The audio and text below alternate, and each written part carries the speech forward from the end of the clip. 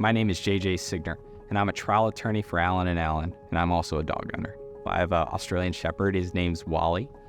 Having a dog is a responsibility. It is. The first responsibility that we think about is that responsibility you have to this animal that you've taken into your life, right? Your responsibility to keep it clean, keep it healthy, to keep it fed, to love it, right? But the truth is, your responsibility doesn't end between you and your dog. Your responsibility actually extends beyond that to the public. You have a responsibility to keep that dog under control, because as hard as it is to remember sometimes, that dog is an animal. And that dog is an animal that can potentially hurt people. And if that dog is one that you know poses a danger to the public, you have a responsibility to make sure that that dog does not come into contact with that public. A question that comes up a lot is there a general leash law for Virginia? And the truth is there isn't. Leash laws are actually found in ordinances. That means in your locality, such as Richmond or Chesterfield or Henrico, they will have a specific ordinance which speaks to that. And they'll say, look, if you're out in the public, you need to have your dog on a leash. Now, some other thing that you may hear sometimes when dog bite type injury cases come up is the idea of the one bite rule.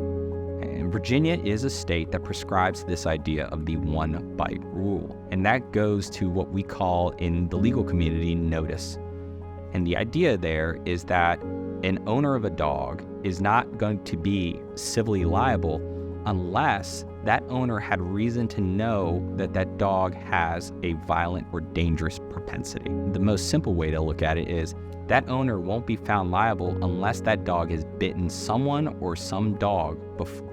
But if that dog goes on and bites someone else, then at that point they do have liability, that they are open to what we call civil liability or civil responsibility for the harm that is caused by that dog that has shown that it has a dangerous propensity, meaning that it can hurt people. So what happens if you're bitten or someone that you love is bitten? Maybe that's part of the reason why you're watching this video in the first place.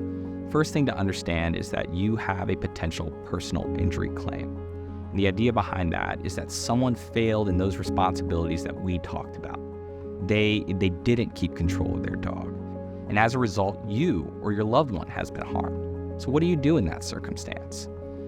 First thing that you should do, and I know that it would be really hard because there's a lot going on in that time, is to secure some sort of evidence, right?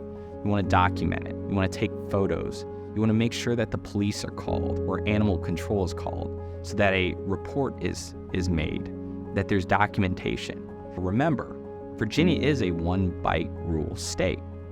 That means that in the vast majority, or in most dog bite cases, you need to prove that this dog is actually dangerous. And once you prove that, then you're able to recover civilly. So to that end, it might be good to interview or talk to the neighbors in the area. Anyone that may have come into contact with that dog or has any history with that dog that can give you that information about whether or not that dog is dangerous in the first place. Now, if there is a local ordinance that states that a dog has to be on a leash or under control when it's out in public, and the dog that bit you or your loved one was just running around, you may not have to prove that there is or there has been a bite before. And by virtue of the fact that they've violated that law, you may be able to move forward with your civil claim against whoever owns that dog. First of all, what is a personal injury claim? The idea of this is that we don't have time machines. All right. Every once in a while, people fail in their responsibilities. We can't undo it by, jumping into a DeLorean and gunning it to 88. It's just not something that's possible, right? So that what we did as a society is that we determined that the only way to fix this, the only way to make this right, is through monetary compensation. That's one of the main reasons why insurance companies exist in the first place. They exist because of this recognition by our society. And that's a really important thing for you to consider, because when you are injured, it may not necessarily be you against the owner of this dog.